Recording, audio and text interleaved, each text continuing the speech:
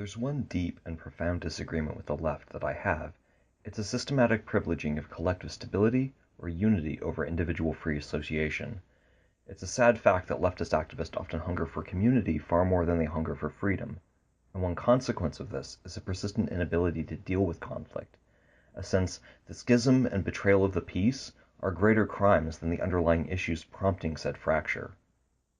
We see this in consensus process, which has been widely warped to privilege the maintenance of groups over the organic free association of individuals.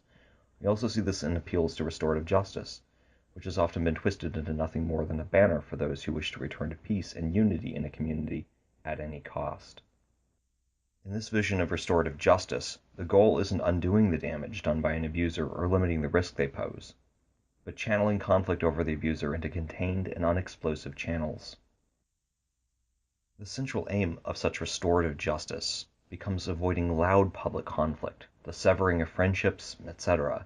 In short, making things easier for bystanders pissed that they might have to take sides. Of course, restorative justice is ostensibly supposed to be survivor-oriented, but this is easy enough to get around. Just turn survivor into a general identity rather than a specific relation. Then everyone can claim to be a survivor. This shit is a fucking constant.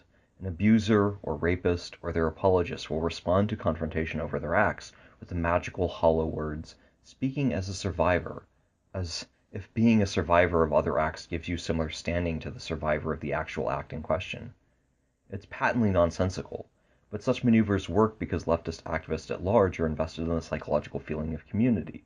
They'll say or do whatever to restore that feeling, not to actually restore the survivor or to impede abuse.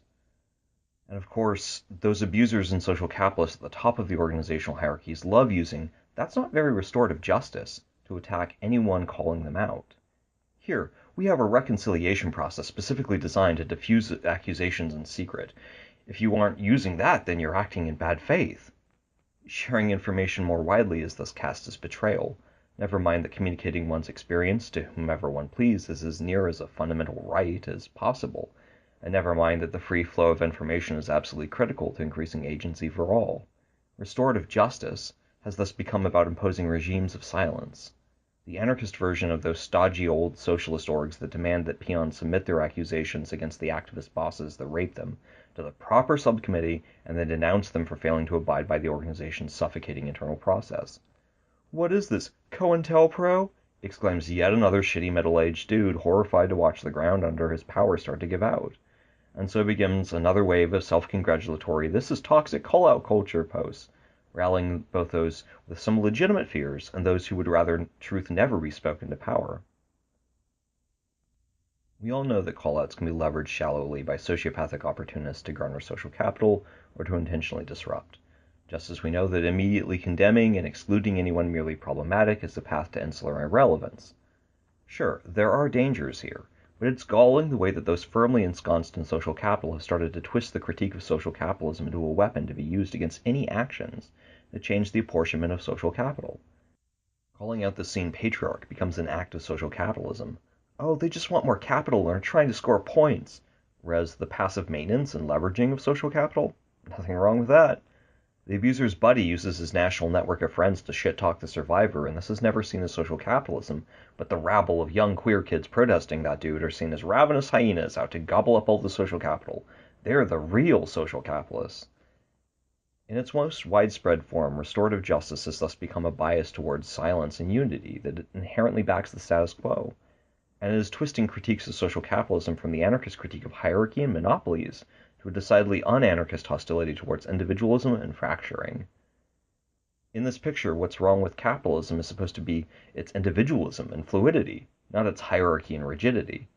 The marginalization of survivors in favor of the solidity of communities and organizations is the natural consequence of such a skewed perspective. Anarchism prescribes a rough and dangerous path, threading a balance between numerous possible directions of failure. Sure, in the long run we won't build the world we want to see by always cutting people entirely out. This is a failure mode of culture that is important, but it is also important to recognize that, in the short term, we need to staunch the blood flow. Drawing lines against rapists, snitches, etc. is absolutely and obviously important. We don't have all the time and energy in the world, and the inclusion of some people necessarily means the exclusion of others. This means the tactics we choose in the short term cannot be directly one-to-one prefigurative with the utopia we would like to see. Anarchy isn't everyone punching one another, but still, in many contexts, we must throw our fists. We want a teeming, richly connected world, but building more connections sometimes means broadcasting about and routing around damage.